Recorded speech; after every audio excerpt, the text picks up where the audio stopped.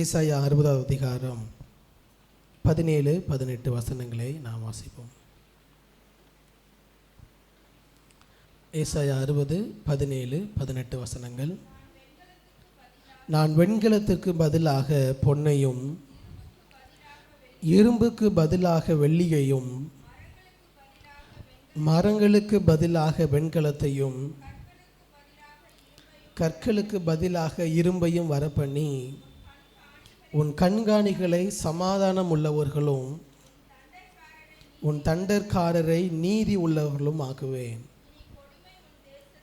இனி கொடுமை உன் தேசத்திலும் அழிவும் நாசமும் உன் எல்லைகளிலும் கேட்கப்பட மாட்டாது. உன் மதில்களை இரட்சிப்பென்றும் உன் வாசல்களை துதி என்றும் சொல்லுவாய். அல்லேலூயா, அல்லேலூயா. இந்த வார்த்தையின் மூலமாக, இந்த வசனத்தின் மூலமாக தேவன் நம்ம ஒவ்வொருவரும் கூட இடைப்படுவாராக. அதிகாலை 1ஆம் தேதியிலே, செப்டம்பர் 1ஆம் தேதி அதிகாலை ஜெபத்தில் இந்த 2 வசனங்களை அடிப்படையாக கொண்டு தேவன் நம்முடைய வாழ்க்கையில் தரக்கூடிய மறுரூப அனுபவங்கள், டிரான்ஸ்ஃபர்மேஷன்ஸ், மந்த் ஆஃப் டிரான்ஸ்ஃபர்மேஷன் என்று சொல்லி தேவன் எப்படியெல்லாம் இந்த மறுரூப அனுபவத்தை நமக்கு தருகிறார் என்பதை தியானிக்க தேவன் கிருபை தந்தார். ஒரு சிலர் என்னிடத்தில் கேட்டீங்க, அதிகாலையில் என்னால் வர முடியல பாஸ்டர், கொஞ்சம் நீங்கள் ரெக்கார்ட் பண்ணி போட்டிங்கன்னா நல்லாயிருக்குன்னு சொன்னீங்க. பசங்க எல்லோரும் வர சொன்னேன், பசங்க தான் வரல, அதனால தான் ரெக்கார்ட் பண்ணி போடலை. அதனால் இனிமேல் நீங்கள் ரெக்கார்ட் பண்ணி போடணும்னு நினச்சிங்கன்னா மணிட்டையும் தியோட்டையும் தான் நீங்கள் சொல்லணும். எல்லோரும் கூடுமானால் வரக்கூடிய நாட்களில், வரக்கூடிய வாரத்திலிருந்து, மாதத்திலிருந்து 1ஆம் தேதி அதிகாலை ஜெபத்தையும் ரெக்கார்ட் பண்ணி போடுவதற்கு தேவன் கிருபை தருவார். பாஸ்ட் ரெக்கார்ட் பண்ணி போட்டுவார், நம்ம வர வேண்டாம் நினச்சிடாதீங்க. வர முடியாத சூழ்நிலையில் இருப்பவர்களுக்காக அதை நாம் செய்ய முயற்சி எடுக்கிறோம். ஏன் மந்த் ஆஃப் டிரான்ஸ்ஃபர்மேஷன், எதினால் மறுரூபம் என்று இந்த மாதத்தில் தியானிக்கிறோம் என்றால், முதல் வார்த்தையிலே நம்மால் பார்க்க முடியும். வசனம் சொல்லுகிறது, நான் வெண்கலத்திற்கு பதிலாக எதை தருகிறாரா? பொன்னையும், இரும்புக்கு பதிலாக வெள்ளியையும். அதாவது வெண்கலத்தை இன்னும் பாலிஷாக மாற்றணும் ஆண்டவர் சொல்லலை. வெண்கலத்தை என்ன சொல்கிறாரு? பொன்னாக மாற்றுவேன். வெண்கலம் என்று சொல்லும் பொழுது அது இன்றைக்கு நம்ம பயன்படுத்துறதுல பித்தளை தானே. ஸோ வெண்கலம் பொன்னாக மாறுவதற்கு வாய்ப்பே இல்லை. அங்கே வாய்ப்பே கிடையாது. இரும்பு வெள்ளியாக மாறுவதற்கு வாய்ப்பே கிடையாது. நம்மால் என்ன செய்ய முடியும்? இரும்பை இன்னும் நல்ல பாலிஷாக மாற்ற முடியுமே ஒழிய அதை வெள்ளியாக மாற்ற நம்மால் கூடவே கூடாது. அதனால் ஒன்றிலிருந்து அது மாறவே முடியாத ஒரு நிலைக்கு மாற்றுகிற ஒரு அனுபவத்தை தான் டிரான்ஸ்ஃபர்மேஷன் என்று சொல்லுகிறோம். மறுரூபம், இருப்பதிலிருந்து முற்றிலும் மாறுகிற ஒரு அனுபவம். எப்படி என்றால், இந்த வார்த்தையே வேதத்தில் அநேக இடங்களில் நாம் பார்க்க முடியும். மெட்டாமார்பிசம் அப்படி என்ற ஒரு வார்த்தை ஸ்கூலில் நம்ம படித்திருக்கலாம். நான் பார்க்கும்பொழுது ரொம்ப ஆச்சரியமாக இருந்தது. அந்த வார்த்தைக்கு என்ன அர்த்தம் என்றால், ஒரு புழு, கூட்டு புழு எப்படி தன்னை சுற்றி கூடு கட்டி கொண்டு, ஒரு புழு பல நாட்கள் அந்த கூட்டிற்குள்ளேயே இருந்து வெளியே வரும்பொழுது எப்படி வரும்? பட்டாம்பூச்சியாக வரும்.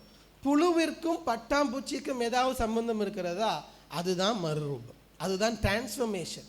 அந்த வார்த்தை தான் மறுரூபம் என்கிற வார்த்தைக்கான கிரேக்க பதம், நம்ம வேதத்தில் பார்க்கக்கூடிய கிரேக்க பதம். அப்போ எப்படி ஒரு புழு ஒரு மறுரூப அனுபவத்தின் மூலமாக பட்டாம்பூச்சியாக மாறுகிறதோ, தேவன் நம்முடைய வாழ்க்கையிலும் அப்படிப்பட்ட மறுரூபத்தின் அனுபவங்களை நம்முடைய வாழ்க்கையில் தருகிறார். பல விதங்களில் மறுரூபத்தை தருகிறார். 17-18 வசனங்களில் பார்க்கும் பொழுது 4 விதமான மறுரூப அனுபவங்களை 1ஆம் தேதி அதிகாலையில் தியானித்தோம். இந்த காலை நேரத்தில் அதை விவரித்தாலே நமக்கு நேரம் பத்தாது, அதனால் நான் விவரிக்கவில்லை.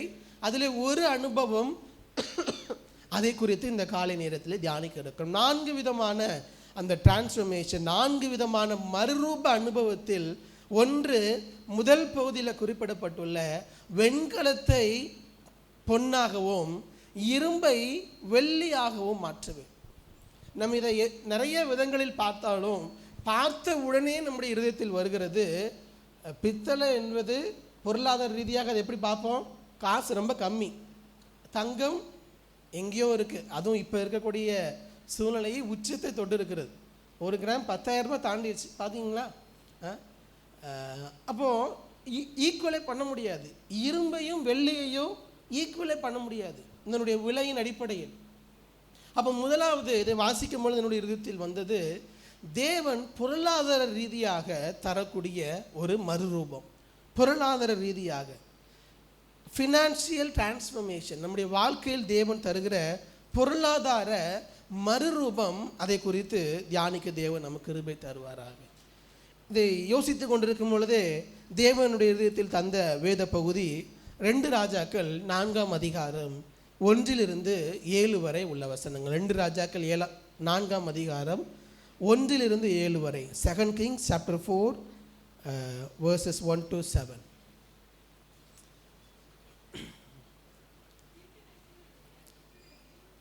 எல்லாரும் எடுத்துக்கோங்க, எல்லாரும் எடுத்துக்க பின்பதாக வாசிக்கலாம். ஒருவேளை உங்களுடைய கைகளில் வேதம் இல்லை என்று சொன்னால் நீங்கள் டிவியையும் பார்த்து கொள்ளலாம். 2 ராஜாக்கள் 4ஆம் அதிகாரம் 1-7 வரை உள்ள வசனங்களை வாசிக்கும் பொழுது நமக்கு பல நேரங்களில் நாம் தியானிக்காத ஒரு வேத பகுதி. நமக்கு தெரிந்திருந்தாலும் கூட நான் இதுவரை இந்த பகுதியிலிருந்து பிரசங்கத்தை கேட்டதே இல்லை. இந்த பகுதியில் இருக்கக்கூடிய சூழ்நிலை சம்பவத்தை சற்று சுருக்கமாக உங்களுக்கு விளக்கி காட்ட வேண்டும் என்று சொன்னால், முதல் வசனத்திலே அதனுடைய சம்மரி நம்மால் பார்க்க முடியும். முதல் வசனத்தை வாசியுங்கள். தீர்க்கதரிசிகளுடைய புத்திரரில் ஒருவனுக்கு மனைவியாயிருந்த ஒரு ஸ்திரீ எலிசாவை பார்த்து, உமது அடியானாகிய என் புருஷன் உமது அடியான் கர்த்தருக்கு பயந்து நடந்தான் என்பதை அறிவீர். கடன் கொடுத்தவன் இப்பொழுது என் 2 குமாரரையும் தனக்கு அடிமைகளாக்கி கொள்ள வந்தான் என்றார். போதும். முதல் 7 வசனங்கள் தான், மொத்தமே இந்த 7 வசனங்கள் தான் இந்த சம்பவத்தை நாம் வேகமாக தியானிக்க போகிறோம். அதனுடைய முன்னோட்டத்தை இந்த 1ஆம் வசனத்தில் பார்க்க முடியும். ஒரு மனிதன் இருக்கிறான், அவன் ஒரு தீர்க்கதரிசி, இப்பொழுது இறந்து போய்விட்டான். அவனுக்கு சில கடன், அந்த குடும்பத்திற்கு கடன் பிரச்சனைகள் இருக்கிறது. கடன் கொடுத்தவன் இப்பொழுது வந்து என்ன செய்கிறான்? உன்னிடத்தில் கொடுக்க பணம் இல்லையா, என்ன செய், உன்னுடைய 2 பிள்ளைகளை அடிமைகளாக எடுத்துக்கொள்ள வந்து நிற்கிறான். அந்த தாய், விதவையான அந்த தாய் தனி ஒருவளாக என்ன செய்வதென்று தெரியாமல் எலிசாவினிடத்தில் வருகிறார். இதுதான் அங்கே அந்த சூழ்நிலை. எலிசாவை பார்த்து, ஏதாகிலும் நம்முடைய வாழ்க்கையில் பொருளாதார ரீதியாக அடிமைத்தனத்திற்குள்ளாக போகக்கூடிய ஒரு சூழ்நிலை, அந்த நிலையில் இருக்கக்கூடிய அந்த குடும்பம், ஏதாகிலும் மாற்றம் வருமா நம்முடைய வாழ்க்கையில், ஏதாவது ஒரு காரியத்தை தேவன் செய்வாரா என்கிற எதிர்பார்ப்போடு அந்த விதவை எலிசாவினிடத்தில் வருகிறார். 7 வசனமாக இருந்தாலும் நான் எப்பொழுதுமே அந்த ஒரு பகுதியை பார்க்கும் பொழுது அதில் உள்ள கதாபாத்திரங்களை முதலாவது நாம் சற்று கவனித்து பார்க்க வேண்டும். ஏனென்றால் எல்லா கதாபாத்திரங்களுடைய வாழ்க்கையிலிருந்தும் நாம் கற்றுக்கொள்ள வேண்டிய காரியங்கள் அநேகம் இருக்கும். இந்த கதையை பொறுத்தவரையில் 3 நபர்களை நம்மால் பார்க்க முடியும். யாரெல்லாம் சொல்லுங்க பார்க்கலாம்? 1 எலிசா, வேறு அந்த விதவை, யார் சொன்னீங்க? அந்த விதவை, வேறு இன்னொன்று 2 பிள்ளைகள். ஆனால் இந்த பிள்ளைகள் பெருசாக வராட்டாலும் இன்னொன்று 4வது கடன் கொடுத்தவர்கள். அந்த கடன் கொடுத்தவங்க, இறந்து போன அந்த மனிதன், அந்த தீர்க்கதரிசி. ஏன்னா முதல் வார்த்தை அவன் அதில் இருந்து தான் ஆரம்பிக்குது. தீர்க்கதரிசிகளுடைய புத்திரரில் ஒருவன், இறந்து போன அந்த மனிதன். நான் அதில் 3 நபர்களை எடுக்க விரும்புகிறேன். தீர்க்கதரிசிகளில் புத்திரரான அந்த ஒரு நபர், 2வது அவனுடைய மனைவி, 3வது தேவன். பழைய ஏற்பாட்டை பொறுத்தவரை தீர்க்க தரிசிகள் தேவனுடைய வார்த்தையை சுமந்து செல்கிறவர்களாகத்தான் பார்க்கப்படுகிறார்கள். தேவன் என்ன சொல்ல விரும்புகிறாரோ அதை அப்படியே சொல்லுகிறவர்கள் தான் தீர்க்க தரிசிகள் பழைய ஏற்பாட்டை பொறுத்தவரை. ஆனால் இன்றைக்கு இருக்கக்கூடிய தீர்க்க தரிசிகள் அல்ல. பழைய ஏற்பாட்டில் அவர்கள் தேவன் என்ன சொன்னாரோ அதை மட்டும்தான் சொல்வார்கள். வேற எதையும் என்ன பண்ண மாட்டாங்கன்னா, நமக்கு பிடிச்சதெல்லாம் தேவன் சொல்கிற என்ன பண்ண மாட்டாங்க, சொல்ல மாட்டாங்க. அதிலும் குறிப்பாக தேவன் உனக்கு ஆசீர்வாதத்தை தருவார் எங்கேயுமே எந்த தீர்க்க தரிசியும் சொல்லி நீங்கள் பார்க்கவே முடியாது. எல்லா தீர்க்க தரிசியும் பழைய ஏற்பாட்டில் சொல்லுகிறது ஒன்று தான், நீ ஒழுங்காக இல்லை என்றால் தேவன் உன்னை அடிப்பார், தண்டிப்பார், சிறைப்படுத்துவார். இதைத்தான் திருப்பி திருப்பி சொல்லுவாங்க. கண்டித்து உணர்த்துகிற வேலையைத்தான் தீர்க்க தரிசிகள் பெரும்பாலும் செய்வார்கள். அப்போ 3 நபர்களை பார்க்க முடியும். அந்த தீர்க்க தரிசிகளில் புத்திரில் ஒருவன், அவனுடைய மனைவி, தேவன் அங்கே எப்படி செயல்படுகிறார். 3 காரியத்தை வேகமாக இருக்கிற கொஞ்ச நேரத்தில் நாம் தியானித்து திருவிருந்துக்கு நேராக நம்முடைய கவனத்தை திருப்பும். முதலாவது, அந்த தீர்க்க தரிசிகளில் புத்திரரில் ஒருவன். இந்த தீர்க்க தரிசி யார் என்று சொன்னால், வசனம் ரொம்ப குறைவான வசனங்களாக இருந்தாலும் இதிலிருந்து அவரை குறித்து நாம் பார்க்கக்கூடிய 4 காரியங்களை பார்க்க முடியும். வேகமாக சொல்லுகிறேன். நம்ம பிள்ளைங்க எல்லோரும் நோட்ஸ் எடுப்பீங்கன்னு நினைக்கிறேன். எல்லோரும் நோட்ஸ் எடுக்கணும்.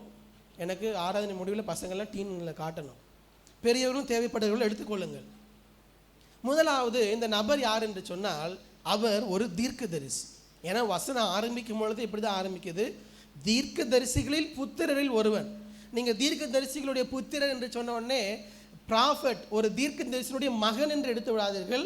அவர்களுக்கு கொடுக்கப்படுகிற அடைமொழி தான் தீர்க்க தரிசிகளில் புத்திரரில் ஒருவன். அவன் முதலாவது ஒரு தீர்க்க தரிசி என்றால் தேவனுடைய ஊழியத்தை செய்யக்கூடிய ஒரு நபர், அப்படிதானே? அநேகர் இந்த உலகத்தில் இருந்தாலும் தேவன் அவருடைய ஊழியத்தை செய்வதற்கென்று ஒரு குறிப்பிட்ட ஜனங்களை பிரித்தெடுத்து வைத்திருக்கிறார். பழைய ஏற்பாட்டை பொறுத்தவரை லேவி கோத்திரம் அவருக்கென்று பிரித்தெடுக்கப்பட்ட கோத்திரம், அவருடைய ஊழியத்தை செய்வதற்கென்று. அதே போல் அவ்வப்பொழுது தேவன் தீர்க்க தரிசிகளை எழுப்புகிறார். எதற்காக? அவருடைய வேலையை, ஊழியத்தை செய்வதற்காக, அவருடைய வார்த்தையை ஜனங்களுக்கு கொடுப்பதற்காக. அப்போ இவன் ஒரு தீர்க்க தரிசி என்று சொன்னால் அவன் கடன்பட்டு இருக்கிறான், அந்த குடும்பம் கடனோடு இருக்கிறது என்று சொன்னால் அவனுடைய தவறு இருக்குதோ இல்லையோ நமக்கு வசனத்தில் சொல்லப்படவில்லை எதனால் இந்த கடன் என்று. நாம் பார்க்க வேண்டிய ரொம்ப முக்கியமான ஒரு காரியம், அவன் இருந்த பகுதியில் உள்ள ஜனங்கள் சரியாக இல்லை. எப்படி சொல்லுகிறேன்? நம்ம எல்லாருக்கும் தெரிந்த ஒரு வசனம் வாசியுங்கள். 1 கொரிந்தியர் 9 வசனத்தை வாசிக்கும் பொழுது 1 கொரிந்தியர் 9:14, சுவிசேஷத்தை அறிவிக்கிறவர்களுக்கு, வசனம் தெரியாதா? 9:14 வாசிங்க. அந்தபடியே சுவிசேஷத்தை அறிவிக்கிறவர்களுக்கு சுவிசேஷத்தினாலே பிழைப்புண்டாக வேண்டும் என்று கர்த்தரும் கட்டளையிட்டு இருக்கிறார். என்ன சொல்றார் ஆண்டவர்? சுவிசேஷ ஊழியத்தை செய்கிற அவருடைய பிள்ளைகளுக்கு எதனாலே பிழைப்பு உண்டாகணுமா? அந்த வேலையினாலே பிழைப்பு உண்டாக வேண்டும். சுவிசேஷ ஊழியத்தை செய்கிறவர்களுக்கு எப்படி, அந்த சுவிசேஷ ஊழியம் எப்படி பிழைப்பை கொடுக்க முடியும்? யாருக்கு ஊழியம் செய்கிறார்களோ அவர்கள் தான் என்ன பண்ணணும் அப்படின்னா, அந்த வேலையை செய்கிற தேவனுடைய வார்த்தையை தருகிறவனை பிழைப்பூட்ட வேண்டிய பொறுப்பு யாருடைய கையில் இருக்கிறது? வசனத்தை கேட்கிறவர்கள். அதே போல நமக்கு தெரிந்த இன்னும் ஒரு வேத பகுதியும் சொல்லுகிறேன். கலாத்தியர் 6:6, அதுவும் நமக்கு தெரிந்த ஒரு வேத பகுதி தான். வேகமாக ஒரு வாசியுங்கள். கலாத்தியர் 6:6,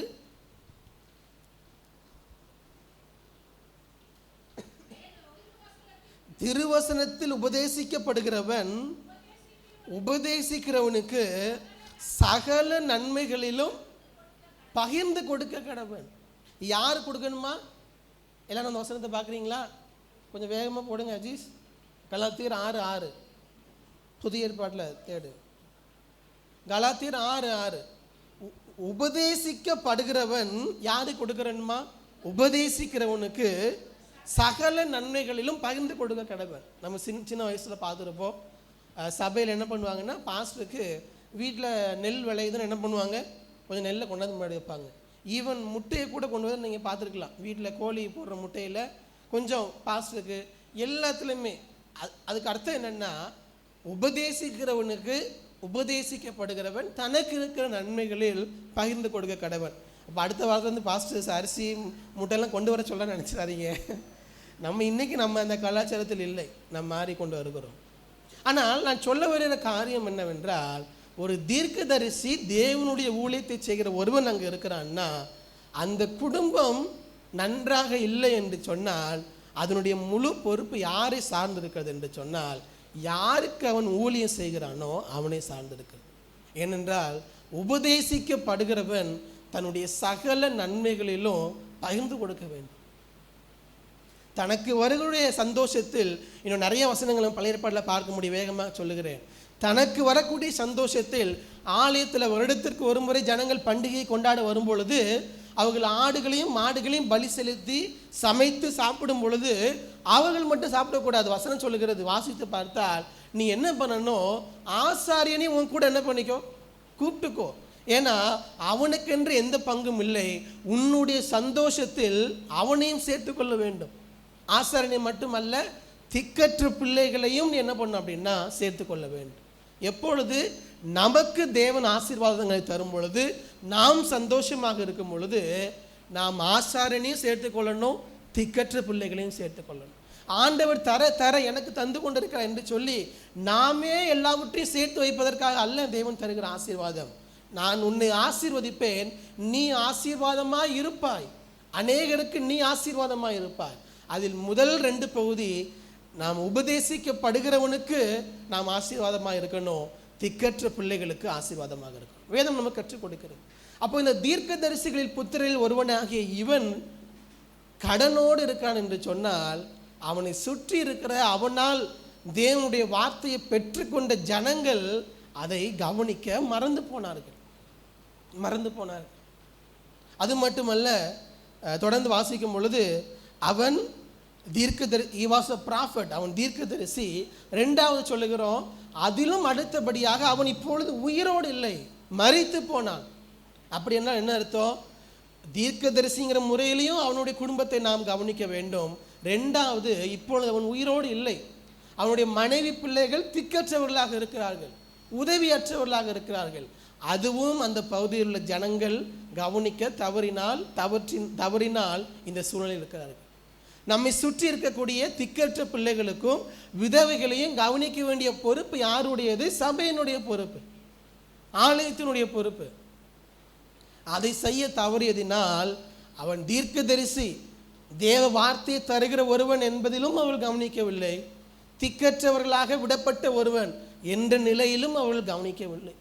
வேதத்தில் வாசிக்கிறோம், வசனங்களை மட்டும் குறித்து கொள்ளுங்கள், வாசித்தால் நேரம் ஆகிவிடும். யாத்ராம் 22, 23 குறித்து கொள்ளுங்கள். என்ன சொல்லுகிறது? நீ திக்கற்றவர்களையும் விதவைகளையும் சரியாய் நடத்த வேண்டும், நடத்தணும், அவர்களை கவனிக்க வேண்டும். ஏனென்றால் நீ அவர்களை சரியாக நடத்தவில்லை என்று சொல்லும் பொழுது, அவர்கள் என்னை நோக்கி கூப்பிட்டான் என்றால் நான் அவர்களுக்காக இறங்கி வருவேன் என்று தேவன் சொல்லுகிறார். யாருக்காக? யாரும் உதவிக்கு இல்லாமல் இருக்கிற ஜனங்களுக்காக, திக்கற்ற பிள்ளைகளுக்காக, விதவையாக இருக்கிற ஜனங்களுக்காக. அவங்களுக்கு யாரும் இல்லை, என்னன்னாலும் செய்யலாம்னு நினச்சோன்னா அது கிறிஸ்தவன் என்பதற்கான அடையாளமே அல்ல. அப்படி இருக்கிறார்களா? நம்மால் இயன்ற உதவிகள் என்ன பண்ணோம் அப்படின்னா அவர்களுக்கு செய்ய வேண்டும். அதை செய்வதற்காகத்தான் சபையை தேவன் வைத்திருக்கிறார். சபையினுடைய மிக முக்கியமான ஒரு காரியம், சுற்றி இருக்கக்கூடிய சூழ்நிலையில் நல்ல நிலைமையில் இல்லாமல் சாப்பாட்டுக்கே கஷ்டப்பட்டு கொண்டு இருக்கக்கூடிய ஜனங்களை பார்த்து அவர்களுக்கு உதவி செய்ய வேண்டும். சபையில் இருக்கிறவர்களுக்கு அவர்கள் அதையும் செய்ய மறந்து போனார்கள். அதுதான் தேவன் சொல்லுகிறார், நீ அறுப்பு செய்யும் பொழுது, அதாவது அறுவடை செய்யும் பொழுது கீழே விழுறதெல்லாம் என்ன பண்ணாத, எடுக்காத. நீ அரிகளை கட்டி கொண்டு போ, கீழே விழுறதெல்லாம் நீ பிறக்காதப்பா. எதுக்காகன்னா திக்கற்றவர்களும் விதவைகளும் அவங்க என்ன பண்ணிக்கிட்டோம், அதை எடுத்துக்கொள்ளட்டும், அதனால் அவர்களுக்கு ஒரு பிழைப்பு உண்டாகட்டும் என்று தேவன் கட்டளையாகவே கொடுத்திருக்கிறார். இந்த ஜனங்கள், அந்த பகுதியில் இருந்த ஜனங்கள் அதையும் செய்யவில்லை. அடுத்து பார்க்கிறோம், ரொம்ப முக்கியமான ஒரு காரியம், he was a man who feared God. அவன் கர்த்தருக்கு பயப்படுகிற மனுஷன் என்று சொல்லப்பட்டிருக்கிறது. 1ஆம் வசனத்திலே 2 ராஜாக்கள் 4:1 பார்க்கிறோம், உமது அடியானாகிய என் புருஷன் இறந்து போனான். 3ஆவதாக சொல்லுகிறார், உமது அடியான் எப்படிப்பட்டவனா? கர்த்தருக்கு பயந்து நடந்தான் என்பதை அறிவேன். அப்போ அவன் ஒரு தீர்க்கதரிசி, இப்பொழுது அவன் உயிரோடு இல்லை. மூன்றாவது, அவன் கர்த்தருக்கு பயந்து நடக்கிற ஒரு மனிதன். கர்த்தருக்கு பயந்து நடக்கிற மனிதன் என்று சொல்லும் பொழுது நிறைய காரியங்கள் இருந்தாலும் பொருளாதார ரீதியாக கர்த்தருக்கு பயந்து நடக்கிற மனிதனாக நாம் இருக்கிறோமா? ஏனென்றால் பொருளாதார ஆசீர்வாதத்தை குறித்து நாம் தியானிப்பதினால் எல்லா பகுதிகளும் இருக்குது, நிறைய பகுதிகள் இருக்குது கர்த்தருடைய பயத்தை குறித்து, கர்த்தருக்கு பயப்படுகிற பயத்தை குறித்து தியானிப்பதற்கு. ஆனாலும் ஒரு காரியத்தை நான் சொல்ல விரும்புகிறேன். பொருளாதாரத்தில் கர்த்தருக்கு பயப்படுகிற பயம் நமக்கு இருக்கிறதா? எப்படி கர்த்தருக்கு பயப்பட முடியும்? நாம் செய்கிற எல்லா செலவுகள் எதற்கு பயன்படுத்துகிறோம்? தேவனுக்கு கொடுக்க வேண்டியது, தேவனுடைய பங்கை தேவனுக்கு கொடுக்கிற பழக்கம் இருக்கிறதா? அங்கே கர்த்தருக்கு பயப்படுகிற பயம் இருக்கிறதா? வசனத்தில் ஆண்டவர் சொல்கிற மல்கியா தீர்க்கதரிசன புஸ்தகத்தில், நான் எஜமானனானால் எனக்கு பயப்படும் பயம் எங்கே என்று கேட்கிறார். என்ன சொல்லுகிறார்? நீ எல்லாவற்றும் நல்ல காரியங்களை வைத்துக் கொள்ளுகிறாய், ஆனால் சபைக்கு வரும்பொழுது என்ன சொல்கிறாரு? கால் ஊனமானதையும் பிசகினதுமான குட்டியை கொண்டு வந்து என்ன பண்ணுற? காணிக்கையாக கொடுக்கிறார். ஆண்டவர் என்ன சொல்கிறாரு?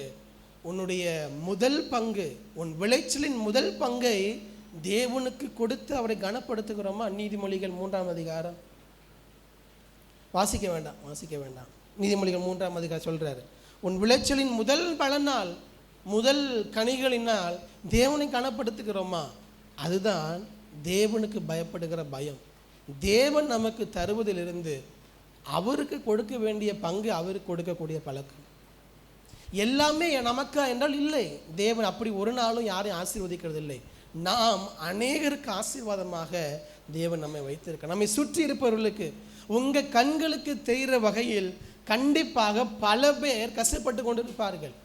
பாஸ்டர், வர காசு எங்கள் இஎம்ஐக்கும் லோனுக்குமே கரெக்டாக போயிடுதுன்னா தவறு நம்மிடத்தில் தான் இருக்கிறது. எல்லாவற்றையும் நமக்கே பயன்படுத்தக்கூடிய வகையில் நாம் மாட்டிக்கொண்டிருந்தால் தேவன் நமக்கு கிருபை தருவாராக. இல்லை, வருவதில் தேவனுக்கு கொடுக்க வேண்டியது தேவனுக்கு கொடுக்கணும்.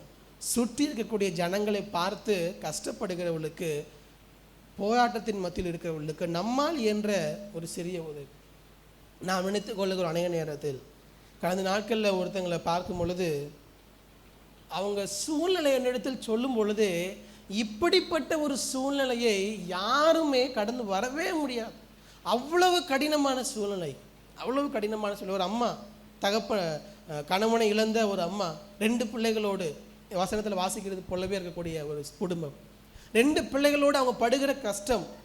ஆனால் நமக்கு வேதனை என்னென்னா, இந்த மாதிரி குடும்பத்தில் தான் பிள்ளைகள் அம்மாவை புரிந்து கொள்ளுகிறதே இல்லை. அம்மா எவ்வளோ கஷ்டப்பட்டு நமக்கு எல்லாம் செய்கிறாங்கன்னு நிறைய இடத்துல புரிந்து கொள்கிறது இல்லை. அவ்வளவு கடினமான பாதையை தேவன் அந்த சூழ்நிலை இருக்கிறாங்க. பார்க்கும் பொழுது நம்மளாலும் முடிந்தது, நம்முடைய கையில் இருந்த ஏதோ தேவன் நமக்கு தந்ததிலிருந்து கொஞ்சத்தை என்ன பண்ண அப்படின்னா அவர்களுக்கு கொடுத்த, அவர்களுக்கு அது மிகப்பெரிய ஒரு உதவியாக இருந்தது. நமக்கு அது சிறிய தொகை. நம்முடைய பொருளாதாரத்தில் தேவன் நம்மை ஆசீர்வதிப்பதினால் நமக்கு சிறியதாக இருக்கலாம். ஆனால் அவர்களுக்கு அதனால் ஒரு மாதம் கூட என்ன பண்ண முடியும் அப்படின்னா குடும்பத்தை நடத்த முடியும். அதனால் அதை சாதாரணமாக எடுத்து விடாதீர்கள். நம்மால் இயன்றதை மற்றவர்களுக்கு கொடுக்கக்கூடிய பழக்கம் கண்டிப்பாக இருக்க வேண்டும். ஏதாவது ஒரு வகையில் நம்மால் இயன்றதை மற்றவர்களுக்கு கொடுக்கணும். அடுத்ததாக பார்க்கிறோம், அவன் கர்த்தருக்கு பயந்து நடந்தான். 4வது பார்க்கிறோம், அவன் கடன் கொடுத்தவன் இப்பொழுது 2 குமாரரையும் தனக்கு அடிமையில் ஆக்கி கொள்ள வந்தான். 4வதாக அவன் கடனோடு இருக்கக்கூடிய ஒரு மனிதன், கடனோடு இருக்கிறான். முதலாவது சொன்ன அவன் ஒரு தீர்க்கதரிசி, 2வது அவன் இறந்து போனான், 3வது கர்த்தருக்கு பயப்படுகிற மனிதன், 4வது அவன் அவன் கடனோடு இருக்கிறான். சபையில் நான் எப்போதுமே சொல்லக்கூடிய ஒரு காரியம், கடன் கொடுக்கிற பழக்கம் ஒரு நாளும் நமக்கு நல்லது அல்லவே அல்ல. ஒருவேளை சபையில் யாராவது, சபையில் இருக்கிறவர்களுக்கே கடன் கொடுத்துருந்தீங்கன்னா நான் சொல்லுகிறேன், இது நீங்கள் தீர்க்க தரிசனமாக கூட எடுத்துக்கோங்க, அது ஏதாவது ஒரு நாள் உறவை முறிப்பதில் தான் வந்து நிற்கும். கண்டிப்பாக அது உறவுகளை முறிக்கத்தான் செய்யும். எங்கேயாவது கடன் கொடுத்தவனும் கடன் வாங்கினவனும் நல்ல உறவில் இருக்கிறத பார்த்துருக்கீங்களா எங்கேயாவது? அப்போ நல்ல உறவு இருக்கும் பொழுது நீங்கள் கடன் கொடுக்குற ஒரு இடத்துக்கு போனீங்கன்னா நீங்களே உறவை முறிப்பதற்கு முயற்சி எடுக்கிறீர்கள். நிறைய பேர் சபையில் கடன் கொடுத்து விட்டு அந்த நபர் கடனை வாங்கலைன்னு திருப்பி தரலன்னு பாஸ்டர் வருவாங்க. நிறைய பேரை இந்த மாதிரி சூழ்நிலையை பார்த்துருக்குறேன், பெரிய ஸ்டேஜில் இருக்கும்போது பார்த்துருக்குறேன். ஆனால் கடன் கொடுக்கும்போது யார்கிட்ட கேட்க மாட்டாங்க, பாஸ்டர்கிட்ட கேட்க மாட்டாங்க. பாஸ்டர் இந்த கடன் இப்படி கேட்குறாங்க கொடுக்கலாமா கேட்க மாட்டாங்க. ஆனால் கடனை திருப்பி தரலன்னு யார்கிட்ட தான் வருவாங்க. நீங்கள் யாரும் வரல, நான் உங்களை சொல்லலை, ஆனால் ஜாக்கிரதையோடு நாம் இருக்கணும். ஏனென்றால் நான் என்ன சொல்கிறேன், அவங்க சூழ்நிலை அப்படி இருக்குதா, உங்களால் முடிந்த உதவிகளை செய்யுங்கள், கடன் கொடுக்காதீர்கள். இல்லை கடன் கொடுக்கவும் உங்களுக்கு ரொம்ப பாரமாக இருக்குதுன்னா கடன் கொடுங்க, திருப்பி தரவில்லை என்றாலும் ஏற்றுக்கொள்ளக்கூடிய மனப்பக்குவத்தோடு கடன் கொடுக்க ரெடியாக இருந்தால் கொடுங்க. ஏனென்றால் கடன் கொடுத்து விட்டு அவங்க திருப்பி தரலன்னு அது உங்கள் இருதயத்தில் ஒரு அழுத்தத்தையும் ஒரு வெறுப்பையும் அவர்கள் மீது ஏற்படுத்தும். ஆனால் கடன் கொடுக்காதீர்கள். உதாரணத்துவமாக இங்கே இருக்குது, கடன் கொடுக்குற அவனால் முடியும் போது என்ன பண்ணட்டும், திருப்பி தரட்டும், ஓகே. திருப்பி தராவிட்டாலும் பரவாயில்ல, அவங்க ரொம்ப கஷ்டப்படுறாங்க, அந்த அளவுக்கு உங்களால் என்ன கொடுக்க முடியுமோ அதை கொடுங்க. என்னிடத்துலையே நிறைய பேர் கேட்டிருக்காங்க, என்னது பாஸ்டர்டே கடன் கேட்டிருக்காங்கன்னு நினைக்காதீங்க, இல்லாட்டி நம்மளும் கேட்கலாம்னு நினச்சிடாதீங்க. கேட்டாங்கன்னா நான் சொல்கிறது, 10,000 ரூபாய் கேட்டாங்கன்னா என்னிடத்துல இவ்வளோ தான் இருக்குது. அவங்க உதவி அவங்களுடைய தேவை பெரியதாகவே இருக்கலாம், இல்லை என்று சொல்லவில்லை. என்னிடத்தில் இப்பொழுது என்னால் இவ்வளோ தான் முடியும்னு ஒரு சின்ன தொகையை கொடுத்தேன்னா திருப்பி அதை எதிர்பார்க்க மாட்டேன். திருப்பி அவன் கொடுத்தா கொடுக்கட்டும், பிரச்சனை இல்லை. திருப்பி கொடுக்காவிட்டாலும் பிரச்சனை இல்லை, அது நம்மை பாதிக்கக்கூடாது. அந்த நிலையில் தான் நம்முடைய உறவுகள் இருக்க வேண்டும். ஏன்னா வசனம் அப்படி தான் சொல்லுது, நீ கடன் கொடுக்குற அவனால் திருப்பி கொடுக்க முடியலை, விடுதலை ஆண்டு வரும்போது என்ன பண்ணணும் அப்படின்னா அது எல்லாத்தையும் விட்டுவிட வேண்டும். பழைய ஏற்பாட்டு முறைமையின்படி 7 வருடத்திற்கு ஒரு முறை விடுதலை ஆண்டு வரும்பொழுது நீ கொடுத்த கடனை அவனால் திருப்பி கொடுக்க முடியவில்லை என்றால் விட்டுவிடு. உன் சகோதரன் பிழைத்து கொள்ளட்டும், உன்னை தேவன் ஆசீர்வதித்திருக்கிறார், விட்டுவிடு என்று சொல்லுகிறார். உங்களுக்கு அந்த மனப்பக்குவம் நமக்கு இல்லைன்னா கொடுக்காதீங்கன்னு சொல்கிறேன். கொடுத்து பிரச்சனையோடு நான் வாழ தேவையில்லை. இன்னொன்று, கடன் கொடுத்து அதில் வாங்கக்கூடிய எப்படி அந்த என்னது வட்டியினால் அது மிகப்பெரிய சாபம் தான் நம்ம பிள்ளைகளுக்கு. பல பேருடைய குடும்பத்தில் இருந்து கஷ்டப்பட்டு அவங்க கொடுக்க முடியாமல் கொடுக்கக்கூடிய அந்த காசு நமக்கு ஒரு நாளும் ஆசீர்வாதமாக இருக்காது. அது நமக்கு தேவையில்லை. இதிலே நேரம் வேகமாக போகிறது. நான் வேகமாக போகிறேன். இந்த மனிதனை குறித்து நான் அடுத்து பார்க்கும் பொழுது 2ஆம் வசனத்தில் அந்த பெண் இந்த தீர்க்கதரிசிகளின் புத்திரருடைய மனைவி, அவளை குறித்து பார்க்கும் பொழுது அந்த மனைவி இந்த கடினமான சூழ்நிலையில் மீண்டும் என்ன பண்ணல அப்படின்னா யாரிடமாவது கடன் வாங்கலாமா என்று போகவில்லை. அவளுக்கு தெரிந்தது, இந்த கடினமான சூழ்நிலையில் நான் எங்கே போக வேண்டும் என்கிற ஞானம் அந்த மனைவிக்கு இருந்தது. she knew where to go. அவளுக்கு நான் எங்கே போனால் இந்த சூழ்நிலை மாறும் என்கிற ஞானம் தேவன் அவளுக்கு தந்திருந்தார். பல பெண்கள் குடும்பத்தில் ஞானமாக இருப்பதால் தான் இன்றைக்கு வரைக்கும் பல குடும்பங்கள் ஓடிக்கொண்டிருக்கிறது. ஆண்கள் யாரும் சிரிக்கவே மாட்டேங்கிறீங்களே, உண்மையாக இருக்கீங்களே. நம்ம குடும்பங்களை பார்க்க முடியும். பெண்கள் ஞானமாக இருப்பதால் தான், அது முக்கியமாக பொருளாதார காரியங்கள் ஞானமாக இருக்க வேண்டும். முதலாவது நமக்கு இருக்க வேண்டியது, ஒரு பிரச்சனைக்கான தீர்வு எங்கே கிடைக்கும். நாம் நினைத்து கொள்ளுகிறோம், இந்த பிரச்சனைக்கான தீர்வு இவர்களிடத்தில் போனால் கிடைக்கும், இங்கே போனால் சரியாகும் நினைக்கிறோம். இல்லை, அவளுக்கு தெரிந்திருந்தது, இந்த சூழ்நிலையில் என் பிள்ளைகளை அடிமையிலாக எடுத்துக்கொள்ள இருக்கிறார்கள், நான் அவங்ககிட்ட போனால் கிடைக்காது, ஆசான் இடத்துல போனால் கிடைக்காது, நான் தேவனுடைய மனிதனாகி எலிசாட்ட போனால் போதும். எலிசா தேவ வார்த்தையை தருகிறவர், அங்கே எனக்கு ஒரு பதில் கிடைக்கும் என்று நேரடியாக தேவனிடத்தில் வருகிறார். தேவனிடத்தில் என்று சொல்லும்போது தேவனுடைய வார்த்தையை தருகிற மனிதனிடத்தில் வருகிறார். நம்முடைய வாழ்க்கையில் பல சூழ்நிலைகள் பிரச்சனைகள் மாட்டிக்கொள்ளும் பொழுது நாம் எப்படி அதை சரி செய்யலாம் என்று யோசிக்கிறோம். இல்லை, நீங்கள் தேவனிடத்தில் வாங்க, தேவன் அதற்கான வழியை தருவார். தேவனிடத்தில் வாங்க, தேவ வார்த்தையை கொடுக்கிற மனிதனிடத்தில் வாருங்கள். எனக்கு பல சூழ்நிலைகளில் பல குடும்பங்களை பார்க்கும்போது சாதாரண விஷயமாக இருக்கும். நம்ம கிட்ட சொல்லியிருந்தாங்கன்னா ஈஸியாக அதை நம்ம சரி பண்ணியிருக்கலாமே, ஒருத்தர் சரி பண்ணியிருக்கலாம்னு நினைப்போம். ஆனால் நமக்கு பாஸ்டருக்கு தெரியக்கூடாதுன்னு நினச்சி அதை பெரிய பிரச்சனையாகி முற்றி போகிற சூழ்நிலையில் நம்ம இடத்துல வரும். இல்லைன்னா அதுக்கப்புறம் வேறு வழி இல்லாமல் வரும். அப்போ அது எங்கேயோ முற்றி போகிற சூழ்நிலையில் இருக்கும். சாதாரணமாக சின்ன ஒரு சூழ்நிலையாக இருக்கும் பொழுது தேவனிடத்தில் வாங்க, அந்த சூழ்நிலையை தேவனிடத்தில் கொண்டு வாருங்கள். தேவன் அதற்கான பதிலை தருவார். தேவனுடைய வார்த்தை எங்கே இருக்கிறது அங்கே வாருங்கள். அதுதான் நம்முடைய சூழ்நிலைகளை சரி செய்கிற ஒரு இடம். அவளுக்கு தெரிந்திருந்தது, எங்கே வந்தால் என்னுடைய பிரச்சனைக்கான தீர்வு கிடைக்கும் என்பதை அவள் அறிந்திருந்தாள். அதன்படி அவள் செயல்படுகிறதை நம்மால் பார்க்க முடியும். ரெண்டாவது, அந்த அம்மாவை குறித்து பார்க்கும்போது நாம் கற்றுக்கொள்ளக்கூடிய ஒரு காரியம், தன்னுடைய குடும்பத்தை பாதுகாக்கிற ஒரு பெண்ணாக இருக்கிறார். எல்லா அம்மாமாரையும் பார்த்து நம்மால் சொல்ல முடியும், தன் குடும்பத்தை குடும்பத்தின் பாதுகாப்பு தான் எல்லா அம்மாக்களுக்கும் முதல் முன்னுரிமையாக இருக்கும். எல்லா பெண்களிடத்துல உங்களுக்கு என்ன கவலைன்னு கேட்டால் அவங்க சொல்லக்கூடிய கவலை பிள்ளைகளை குறித்ததாகத்தான் இருக்கும். எத்தனை பெண்கள் அம்மைன்னு சொல்கிறீங்க? அல்லேலூயா. இல்லையா உங்களுக்கு? நம்முடைய மனசு கவலை பெரும்பாலும் யாரை குறித்து தான் இருக்கும்னா பிள்ளைகளை குறித்து தான். அப்போ கணவன்மாரெலாம் எங்கே போகிறது தெரியல. ஏனென்றால் ஒரு அம்மா, ஒரு பெண், அவருடைய முழு கவனமும் பிள்ளைகளை குறித்து தான் இருக்கும். அப்படிப்பட்ட ஒரு பெண்ணாகத்தான் அவளும் இருக்கிறார். தன் பிள்ளைகள் 2 பேரையும் அவன் எடுத்துக்கொள்ள, கடன் கொடுத்தவன் எடுத்துக்கொள்ள ரெடியாக இருக்கிறான். என்ன செய்வதென்று தெரியவில்லை. தன் குடும்பத்தை பாதுகாக்க வேண்டிய ஒரு இடத்தில் அந்த விதவை நிற்கிறாள். குடும்பத்தை பாதுகாப்பதற்காக எதையும் செய்வதற்கு அவள் தயாராக இருக்கிறாள். தன் குடும்பத்தை பாதுகாக்கிற ஒரு பெண்ணாக இருந்தாள். அடுத்ததாக நான் ஒரே ஒரு காரியத்தை மட்டும் சொல்லி கடந்து செல்கிறேன். அவள் 2ஆம் வசனத்தை வாசிங்க யாராவது ஒருவர். எலிசா அவளை நோக்கி,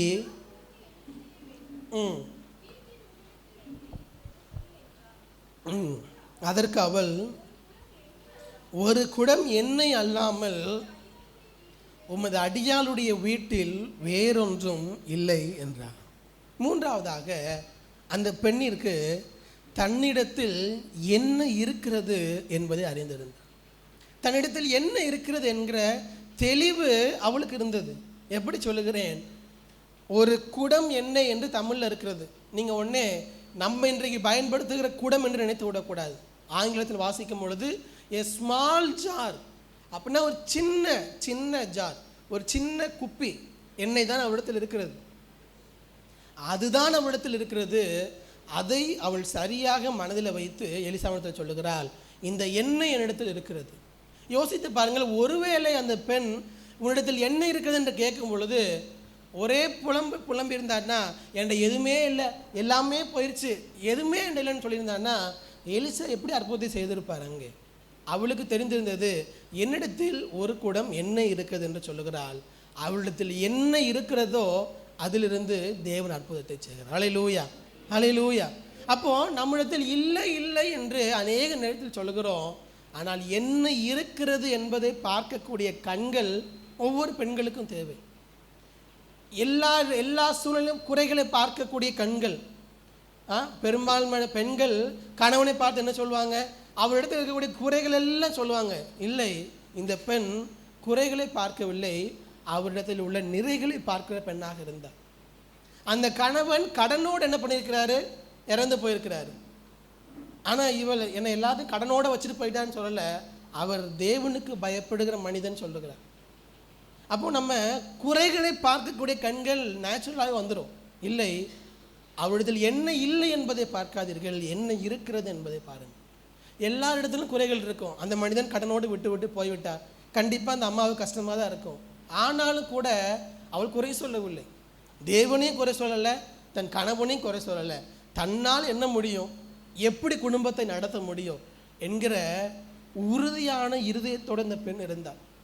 ஒரு குடும்பத்தில் ஒரு பெண் உறுதியான இருதயத்தோடு, ஸ்திரமான இருதயத்தோடு இருந்தால் குடும்பத்தை எப்படியும் எடுத்து சொல்ல முடியும். உங்கள் குடும்பங்கள் அதுக்கு சாட்சியாக தான் இருக்கும், பல குடும்பங்கள். ஏனென்றால் கணவர் அந்த இடத்தில் அங்கே செயல்படவில்லை சரியாக. ஆனால் இவள் விசுவாசத்தோடு செயல்பட்டதின் விளைவு அங்கே ஒரு அற்புதத்தை அவள் பெற்றுக்கொள்கிறாள். இந்த 2 சொல்கிறதுக்கு 8 மணி ஆயிடுச்சு. குறிப்பை மட்டும் சொல்லுகிறேன். தேவைப்படுகிற வரக்கூடிய நாட்களில் யூடியூப்பில் இந்த மெசேஜ் வரும்பொழுது பார்த்து கொள்ளுங்கள். அந்த நபரை குறித்து சொன்ன அவர் எப்படிப்பட்டவர் என்று அவர் ஒரு தீர்க்கதரிசி, அவர் இறந்து போய்விட்டார். கர்த்தருக்கு பயப்படுகிற ஒருவன், கடனோடு இருந்த ஒருவன். ரெண்டாவதாக அந்த பெண்ணை குறித்து சொன்னேன். அந்த பெண் எங்கே போனால் இதற்கு தீர்வு கிடைக்கும் என்பதை அறிந்திருந்தால், ரெண்டாவது தன் குடும்பத்தை பாதுகாக்கிற ஒரு பெண்ணாக இருந்தால், மூன்றாவது தன்னிடத்தில் என்ன இருக்கிறது, இருப்பதை பார்க்கக்கூடிய கண்கள் அவளுக்கு இருந்தது. குறைகளை பார்க்கிற கண்கள் அல்ல, நிறைகளை பார்க்கக்கூடிய கண்கள் அவளுக்கு இருந்தது. தேவன் அங்கே எப்படி அற்புதத்தை செய்கிறார்? அடுத்த வசனத்தை வாசிங்க, 3வது வசனத்தை வாசியுங்கள். அப்பொழுது அவன், நீ போய் உன்னுடைய அயல் வீட்டுக்காரர் எல்லாரிடத்திலும் அநேகம் வெறும் பாத்திரங்களை கேட்டு வாங்கி உள்ளே போய் உன் பிள்ளைகளுடன் உள்ளே நின்று கதவை பூட்டி அந்த பாத்திரங்கள் எல்லாவற்றிலும் வார்த்து நிறைந்ததை ஒரு பக்கத்தில் வை என்றார். தேவன் எப்படி அங்கே ஒரு மாற்றத்தை தருகிறார் என்று சொல்லும் பொழுது, முதலாவது எலிசா சொல்லுகிறார், உன் பக்கத்தை விட எல்லார் வீட்டிலையும் போய் என்ன பண்ணு அப்படின்னா வெறும் பாத்திரங்களை கேட்டு வாங்கு என்று சொல்லுகிறார். இதை நாம் வாசிக்கும் பொழுது சாதாரணமாக இருந்தாலும் கூட யோசித்து பாருங்கள். அங்கே இருக்கக்கூடிய எல்லாருக்கும் தெரியும் இவள் கடனோடு வாழ்ந்து கொண்டிருக்கிறாள். ஏன்னா கடன் கொடுத்தவன் தினந்தோறும் என்ன பண்ணுவான், வாசலில் வந்து கத்துவான், கத்திட்டு போவான், பிரச்சனை பண்ணுவான். எல்லாருக்கும் தெரியும் இவள் கடனோடு போராடி கொண்டிருக்கிறாள் என்று. அதுவும் 2 பிள்ளைகளை இழந்து போகக்கூடிய சூழ்நிலையில் இருக்கிறார். இப்படி இருக்கிற ஒரு நபர், ஒருத்தி எலிசாவிடத்திலிருந்து கேட்கிறார், ஏதாவது எனக்கு உதவி செய்யுங்கன்னா அவர் சொல்லுகிறார், மீண்டும் அவர் சொல்லுகிறார், சுற்றி இருக்கிற எல்லாத்தையும் போய் என்ன வாங்கு, பாத்திரத்தை வாங்குங்கிறார். அவளோட இடத்துல இருந்து யோசிச்சு பாருங்களேன். பக்கத்து வீட்டில் போய் பாத்திரத்தை கேட்கும் பொழுது அவங்க என்ன நினைப்பாங்க, என்ன செய்வாங்க, கொடுப்பாங்களா, கொடுக்க மாட்டாங்களா, என்னென்ன காரியங்கள் எல்லாம் அவள் பார்க்க வேண்டியிருக்கிறது. அவள் பார்க்க மேபி சொல்லியிருப்பாங்க, ஆல்ரெடி எப்படி இருக்கிறா, கடனில் இருக்கிறா, இந்த பாத்திரத்தை கொடுத்தோன்னா திருப்பி வருமோ வராதோ தெரியாது, எதுக்கு கேட்குறா, இதை என்ன செய்ய போகிறா, நிறைய கிரிட்டிசிசம் இருந்திருக்கும். இந்த எல்லா சூழ்நிலையும் பார்த்து தான் எல்லாவற்றையும் கடந்து வருகிறார். அவர் சொல்லுகிறார், எல்லா இடத்துலையும் பாத்திரங்களை வாங்குங்கிறாரு. இவ அப்படியே அதற்கு கீழ்ப்படுகிறார். ஒரு மாற்று கருத்து இல்லை. இன்னும் சொல்லப்போனால் நாம இருந்தால் கண்டிப்பாக கேட்டிருப்போம், எதுக்கு பாத்திரத்தை வாங்க சொல்கிறீங்க கேட்டிருப்போம். அவள் அந்த வார்த்தையை கேட்கவே இல்லை. சொன்ன உடனே எல்லா இடத்துலையும் போய் பாத்திரத்தை வாங்குகிறார். அதிலும் கூட அவளால் எவ்வளவு முடியுமோ அவ்வளோ பாத்திரத்தை வாங்குகிறார். யோசிச்சு பாருங்க, ஒரு 4 பாத்திரத்தை மட்டும் வாங்கிட்டு வச்சுருந்தான்னா என்ன இருக்கும், 4 பாத்திரம் மட்டும் எண்ணெய் நிரம்பி இருக்கும், கடனை கொடுக்க முடியுமான்னு தெரிஞ்சிருக்காது. ஆனால் அவள் தன்னால் இயன்ற மட்டும் தேவனுடைய வார்த்தையை சொல்லிட்டாரு, எவ்வளவு பாத்திரங்களை வாங்க முடியுமோ வாங்குன்னு சொல்லிட்டாரு. தன்னால் எவ்வளவு முடியுமோ அவ்வளவு தூரம் அந்த பெண் கடினமாக உழைக்கிறார். கடினமாக உழைத்து தேவன் என்ன சொல்கிறாரோ, தேவ வார்த்தை என்ன சொல்லுகிறதோ முழுவதுமாக தன்னை அர்ப்பணித்து அதற்கு கீழ்ப்படுகிறார். தேவன் நம்முடைய வாழ்க்கையில் பொருளாதார மாற்றங்களை தரக்கூடிய முதல் காரியம் என்னன்னா, அவருடைய வார்த்தைக்கு எந்த கேள்வியும் இல்லாமல் முழுவதுமாக கீழ்ப்படியக்கூடிய இருதயம் நமக்கு தேவை. முழுவதுமாக கீழ்ப்படியக்கூடிய இருதயம். ஏன் என்ற கேள்வி அல்ல, மனித மூளையில் ஏன் ஆண்டவர் சொல்றார், ஏன் இதுக்கு கீழ்ப்படியணும், ஏன் இந்த வார்த்தைக்கு கீழ்ப்படி இல்லை, பாத்திரங்களை வாங்கணுமா, வாங்குகிறாள். அதனால் எத்தனை இழப்புகள் வந்தாலும் சரி, தன்னை பார்த்து எல்லாரும் தவறாக நினைத்தாலும் சரி பரவாயில்ல, ஆண்டவருடைய வார்த்தை சொல்லுகிறது, அதன்படி செய்கிறேன். இன்றைக்கி பல நேரங்களில் நம்ம வாலிப நாட்கள்லையும் சரி, வேலைக்கு போகிறவங்களும் சரி, தேவனுடைய வார்த்தைக்கு கீழ்ப்படிய முடியாத காரணம் என்னென்னா, சுற்றி இருப்பவங்களும் என்ன நினைப்பாங்க, நான் மட்டும் ப்ரேயர் பண்ணிகிட்டு இருந்தால் மற்றவங்களும் என்ன நினைப்பாங்க, நான் மட்டும் இப்படி நல்லவனாக இருந்தால் மற்றவங்களை நினைப்பாங்க. இல்லை, அப்படி நினச்சிருந்தா அந்த விதவை நினைச்சிருந்தான்னா அவள் கண்டிப்பாக அற்புதத்தை பார்த்துருக்க மாட்டாள், அற்புதத்தை பெற்றிருக்க மாட்டாள். மற்றவன் என்ன நினைத்தாலும் சரி, ஆண்டவர் சொன்ன வார்த்தைக்கு நான் கீழ்ப்படுகிறேன், தேவ சத்தத்துக்கு நான் செவி கொடுக்கிறேன், அதை கீழ்ப்படுகிறேன். கீழ்ப்படிந்தால் பொருளாதார ரீதியாக மாற்றத்தை அவள் பெற்றுக்கொண்டாள். அதனால் சுற்றி இருப்பவர்கள் என்ன நினைப்பாங்க, அவங்க என்ன சொல்லுவாங்க, அதை குறித்து கவலைப்பட்டு இருந்தீங்கன்னா உங்கள் குடும்பத்தினுடைய பொருளாதார ஆசீர்வாதத்தை நீங்களே தடை செய்கிற ஒரு நபராக மாறிவிடுவீர்கள். இல்லை, பைபிள் சொல்கிறதெல்லாம் இருக்கட்டும், வசனம் சொல்கிறதெல்லாம் இருக்கட்டும், நமக்கு என்ன சரின்னு தெரியுதோ அதன்படி செய்வோன்னு அன்றைக்கு அந்த பெண் நினைத்திருந்தால் கண்டிப்பாக அவள் வாழ்க்கையில் மாற்றத்தை பார்த்திருக்க மாட்டாள். அவள் முழுவதுமாக கீழ்ப்படுகிறாள். விசுவாசத்தோடு அவள் என்னெல்லாம் சொல்லுகிறாரோ எல்லாவற்றையும் அப்படியே செய்கிறாள். செய்துட்டு அதுலேயும் குறிப்பாக சொல்லுகிறார் 4ஆம் வசனத்தில், உள்ளே போய் உன் பிள்ளைகளுடன் உள்ளே நின்று கதவை பூட்டிக்கொள் என்று சொல்லுகிறார்.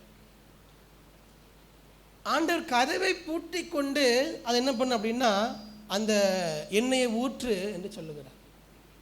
நான் வாசிக்கும் போது என்னுடைய மனதில் உடனே வந்தது, நேற்று மத்தேயு 6ஆம் அதிகாரத்தை வாசிக்கும் பொழுது மத்தேயு 6ஆம் அதிகாரத்தில் வசனம் சொல்லுகிறது, நீ ஜெபிக்கும் பொழுது உன் உள்ள அறையில் போய் கதவை பூட்டி தேவ சமூகத்தில் என்ன பண்ணு, ஜெபம் பண்ணு என்று சொல்லுகிறார்.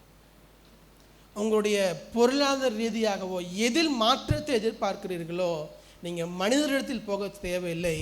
கதவை பூட்டி கொண்டு என்றால் நீங்கள் கதவை பூட்டி கொண்டு தேவ சமூகத்தின் முழங்கால் படியிட்டு ஜெபியுங்கள். அங்குதான் மாற்றம் ஏற்படும். அங்குதான் நம்முடைய வாழ்க்கையை தேவன் மாற்ற முடியும். பொருளாதார ரீதியாக உங்கள் குடும்பத்தின் சூழ்நிலையை தேவன் மாற்றக்கூடிய இடம் எதுவென்றால் கதவை பூட்டி கொண்டு நீங்கள் நிற்கிற முழங்காலில் நின்று ஜெபிக்கிற நேரம்தான் தேவன் கிரியை செய்கிற இடம். ஆனால் நமக்கு அதற்கு நேரமும் இல்லை, அதற்கு மனமும் இல்லை. வேறு ஏதாவது வகையில் சூழ்நிலையை மாற்ற முடியுமா என்று ஒவ்வொரு சூழ்நிலையாக பார்த்து கொண்டிருக்கிறோம். இல்லை, உள்ளே போய் கதவை பூட்டி நான் சொன்னதே செய்யுங்கிறாரு. புதிய ஏற்பாட்டு காலகட்டத்தில் தேவன் சொன்னது, உள்ளே போய் கதவை பூட்டி தேவ சமூகத்தில் முழங்கால் படியிட்டு காத்துரு, வேற யாரும் பார்க்க வேண்டாம். தேவனிடத்தில் அற்புதத்தை பெற்றுக்கொள்ளக்கூடிய இடம் எதுவென்றால் நம்முடைய ஜெப அறை. அங்குதான் நம்முடைய அற்புதத்தை பெற்றுக்கொள்ள முடியும். அங்குதான் தேவன் செயல்பட ஆரம்பிக்கிறார். சொல்லி முடிக்கிறேன். அந்த 6ஆம் வசனத்தை வாசிங்க. அந்த பாத்திரங்கள் நிறைந்த பின் அவள் தன் மகன் ஒருவனை நோக்கி, இன்னும் ஒரு பாத்திரம் கொண்டு வா என்றால் அதற்கு அவன், வேறே பாத்திரம் இல்லை என்றான். அப்பொழுது எண்ணெய் நின்று போயிட்டு. உடனே வீடு முழுவதும் பாத்திரங்கள் முழுவதும் எண்ணெய். இதை பார்த்த உடனே நம்ம என்ன பண்ணியிருப்போம், ஒவ்வொரு பாத்திரத்தில் எண்ணெய் என்ன ரேட்டு மனசில் கணக்கு பண்ணியிருப்போம். அப்படி தானே? இது ரொம்ப பெரிய எண்ணெய், அது எண்ணெய் அல்ல, அது ஒலிவ எண்ணெய், விலை உயர்ந்தது. அப்போ ஒரு பெரிய பாத்திரம் நிறையா இருக்குன்னா சரி, இதை இவர் கடன் கொடுத்துடலாம், இதை இந்த கடனுக்கு கொடுத்துடலாம், இது 5000 ரூபாய் இந்த கடனுக்கு கொடுத்துடலாம். நம்மளே என்ன பண்ணியிருப்போம்னா கால்குலேஷன் பண்ணியிருப்போம், வர சொல்லியிருப்போம், விற்கிறதுக்கு பிளான் பண்ணியிருப்போம், எல்லாம் பண்ணியிருப்போம். ஏன்னா இப்போ நம்முடைய கையில் என்ன வந்து விட்டது, பொருளாதாரம் வந்து விட்டது. எனக்கு அதுதான் ரொம்ப ஆச்சரியமாக இருந்தது. அந்த பெண்ணின் இடத்தில் 7ஆம் வசனத்தை வாசிங்க யாராவது ஒருவர். அவள் போய் தேவனுடைய மனுஷனுக்கு அதை அறிவித்தால், அப்பொழுது அவன், நீ போய் அந்த எண்ணெயை விற்று உன் கடனை தீர்த்து மீந்ததை கொண்டு நீயும் உன் பிள்ளைகளும் ஜீவனம் பண்ணுங்கள் என்றான். நம்ம எல்லாரும் செய்கிற மிகப்பெரிய தவறு, நம்மிடத்தில் எதுவுமே இல்லை என்றால் தேவனை மட்டும்தான் நோக்கி பார்ப்போம். அதில் எந்த பிரச்சனையும் இல்லை. ஜெப அறையில் தேவன் நமக்காக கிரியை செய்கிறார். தேவ வார்த்தைக்கு கேள்வி இல்லாமல் 100% கீழ்ப்படியும் பொழுது இருக்கிற பாத்திரங்கள் எல்லாம் நிரம்பும். முதல் பகுதி ஜெபத்தில் தேவன் கிரியை செய்கிறார். 2வது 3வது சொல்லுகிறேன், தேவன் கையில் பொருளாதாரத்தை தரும் பொழுது அப்பவும் தேவனைத்தான் நோக்கி பார்க்கிறீர்களா, அங்குதான் கேள்வி ஆரம்பிக்கிறது. அங்குதான் நம்முடைய வாழ்க்கையில் தேவன் தருகிற ஆசீர்வாதம் அங்கே தான் இருக்கிறது. ரொம்ப சிம்பிள். வேலை இல்லைன்னா என்ன பண்ணுவோம், பார்த்து கொண்டிருந்த வேலை போயிடுச்சு, அடுத்த மாதம் இஎம்ஐலாம் கட்டணும். வேலை இல்லை, இன்னைக்கு யாரை பார்ப்போம், ஆண்டவரை நோக்கி பார்ப்போம். வேலை கிடைச்சிருச்சு, முதல் மாதம் சம்பளம் வந்துருச்சு, இப்போ ஆண்டவரை நோக்கி பார்க்குறோமா, அதுதான் அந்த இடம். சுற்றி எண்ணெய் முழுவதும் இருக்கிறது. அவள் நினைத்தால் அவளே காரியங்களை செய்து எல்லாவற்றையும் செய்திருக்கலாம். இல்லை, எப்படி கடனோடு இருக்கும் பொழுது, பிரச்சனையோடு இருக்கும் பொழுது தேவ வார்த்தையை தேடி வந்தாலோ, எல்லாமே கிடைத்ததற்கு பின்பும் அவளாக செயல்படவில்லை. அங்கேயும் தேவனை தேடித்தான் வருகிறார், அங்கேயும் தேவனை தேடுகிறார், அங்கேயும் தேவ சமூகத்தில் வந்து என்ன செய்யணும் கேட்குறார். அவர் சொல்லுகிறார், எல்லாவற்றையும் விற்று என்ன பண்ணு, கடனை கொடு, மீதி இருப்பதை கொண்டு நீயும் உன்னுடைய பிள்ளைகளும் ஜீவனம் பண்ணுங்கள் என்று சொல்லுகிறார். தேவன் பொருளாதார ரீதியாக அநேக நேரத்தில் நம்மை ஆசீர்வதிப்பதற்கு நாமே பல நேரங்கள் தடையாக இருக்கிறோம். தேவன் தருகிற ஆசீர்வாதம் நீங்கள் பெற்றுக்கொள்ளக்கூடிய இடம் கதவை பூட்டி நீங்கள் முழங்கால் நிற்கிற ஜெப அறை. அதை விட்டு எங்கெல்லாமோ ஆசீர்வாதத்தை தேடுகிறோம். இல்லை, இங்கே போன ஆசீர்வாதம் கிடைக்குமா, அங்கே போன ஆசீர்வாதம் கிடைக்குமா? அவர் யார் ஆசீர்வாதம் தர முடியாது. ஆசீர்வாதத்தின் ஊற்று அவர் ஒருவர் தான். முழங்கால் நில்லுங்க, அவரிடத்துல கேளுங்க. ரெண்டாவது, அவருடைய வார்த்தை என்ன சொல்லுகிறதோ எந்த கேள்வியும் இல்லாமல் வார்த்தைக்கு கீழ்ப்படியுங்கள். நீங்கள் நினைக்கிற விதத்தில் அற்புதம் வராது, நீங்கள் நினைக்காத விதத்தில் தேவன் அற்புதத்தை செய்வார்.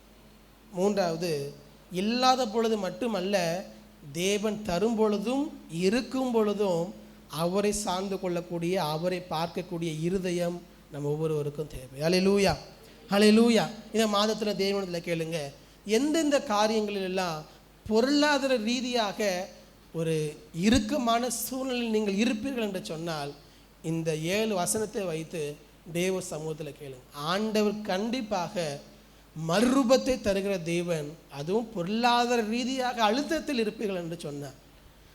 அவள் இருந்த சூழ்நிலை மிகவும் அழுத்தமான சூழ்நிலை. அந்த நிலையில் நாம் இருப்போம் என்று சொன்னால் தேவன் நம்முடைய பொருளாதாரத்தையும் மாற்ற போதுமானவர். நம்மிடத்தில் இருப்பதை கொண்டு செயல்பட அவர் போதுமான தேவனாக இருக்கிறார். ஹல்லேலூயா. நம்மளை இருக்கடங்களில் கண்களை மூடி தேவ சமூகத்துக்கு நேராக நம்மை அர்ப்பணித்தவர்களாக, உன்னிடத்தில் என்ன இருக்கிறது என்று அவள் கேட்கிறாள். என்னிடத்தில் ஒரு குடம் எண்ணெய் அல்லாமல் வேறு எதுவும் இல்லை என்று அவர் சொல்லுகிறார். ஆண்டவரே, இந்த செப்டம்பர் மாதத்தின் முதல் வாரத்தில் வந்திருக்கிற நம்ம எல்லாரும் நீங்கள் பிரசங்கத்தில் எவ்வளவு கவனித்தீர்களோ இல்லையோ, ஆண்டவரே, பொருளாதார ரீதியாக நாங்கள் கடினமான சூழ்நிலையில் நாம் இருப்போம் என்று சொன்னால் தேவன் சொல்லுகிறார், அதை மாற்றுவதற்கு போதுமான தேவன் அவர். அவருடைய வார்த்தையை சார்ந்து கொள்ளுங்கள், அவரை சார்ந்து கொள்ளுங்கள். தேவன் தந்ததில் நாம் உண்மையாக இருப்போம். தேவன் அதை ஆசீர்வதிக்க போதுமானவர். ஒரு குடம் எண்ணெயை பல மடங்காக மாற்ற அவரால் கூடுமானால் நம்முடைய வாழ்க்கையின் சூழ்நிலை நமக்கு உதவி செய்ய அவர் போதுமான தேவனாக இருக்கிறார். திருப்தியாக்கி நடத்திடுவார், தேவைகளை சந்திப்பார், மீதம் எடுக்க வைப்பார், பிறருக்கு கொடுக்க வைப்பார். திருப்தியாக்கி நடத்திடுவார், தேவைகளை சந்திப்பார், விசுவாசத்தோடு மீதம் எடுக்க வைப்பார், பிறருக்கு கொடுக்க வைப்பார். பாடி கொண்டாடுவோம், கோடி நன்றி சொல்லுவோம், பாடி கொண்டாடுவோம், கோடி நன்றி சொல்லுவோம். நீடிய ஆயுள் தந்து நிறைவோடு நடத்திடுவார், நீடிய ஆயுள் தந்து நிறைவோடு நடத்திடுவார். முதிர் வயதானாலும் பசுமையாய் வாழ செய்வார், முதிர் வயதானாலும் பசுமையாய் வாழ செய்வார். பாடி பாடி கொண்டாடுவோம், கோடி நன்றி சொல்லுவோம், பாடி கொண்டாடுவோம், கோடி நன்றி சொல்லுவோம். திருப்தியாக்கி நடத்திடுவார், தேவைகளை சந்திப்பார், மீதம் எடுக்க வைப்பார், பிறருக்கு கொடுக்க வைப்பார். கடைசியாக ஒரு முறை திருப்தியாக்கி நடத்திடுவார். இந்த மாதத்துல எல்லா தேவைகளையும் சந்தித்து 5 அப்பங்களை 5000 பேருக்கு போஷித்த தேவன் எடுக்க வைப்பார், இருப்பதை கொண்டு எங்களை போஷிப்பீராக, பிறருக்கு கொடுக்க வைப்பார். ஆமென். பாடி கொண்டாடுவோம், கோடி நன்றி சொல்லுவோம், பாடி கொண்டாடுவோம், கோடி நன்றி சொல்லுவோம். எங்களை நேசிக்கிற அன்பின் பரலோக பிதாவே, 5 அப்பங்களை 2 மீன்களையும் கொண்டு 5000 பேரை போஷித்த தேவன். ஆண்டவரே, அந்த ஒரு குடம் எண்ணெயை கொண்டு அந்த குடும்பத்தின் தேவைகள் எல்லாம் போஷித்த தேவன். இந்த செப்டம்பர் மாதத்தில் ஆண்டவரே, உமக்கு முன்பதாக உண்மையோடு, கர்த்தருக்கு பயப்படுகிற இருதயத்தோடு, உம்முடைய வார்த்தைக்கு கீழ்ப்படுகிற இருதயத்தோடு ஆண்டவரே, உமது பிள்ளைகள் நிற்கிற ஒவ்வொருவருக்கும், ஒவ்வொரு குடும்பங்களுக்கும் இந்த செப்டம்பர் மாதம் முழுவதும் எல்லா தேவைகளையும் தேவன் சந்தித்து ஆண்டவரே, ஒரு குறைவின்றி மீதம் எடுக்க வைக்கிற தேவன். ஆண்டவரே, நீர் ஆசீர்வாதங்களை தந்து அநேகரை ஆசீர்வதிக்கிற தேவன், எங்களை ஆசீர்வாதமாய் மாற்றுகிற தேவன். இந்த மாதத்தில் உம்முடைய ஆசீர்வாதத்தினால் உமது பிள்ளைகளுடைய வீடு ஆசீர்வதிக்கப்பட்டிருக்கட்டும்.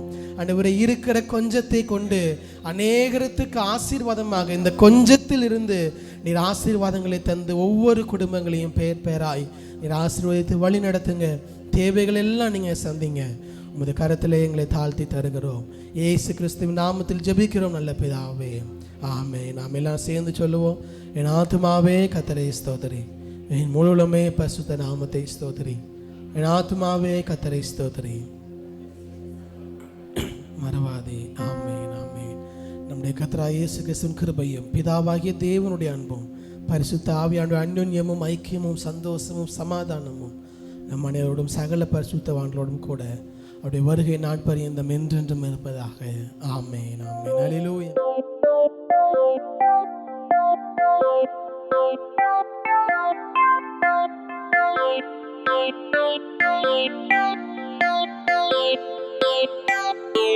Thank you.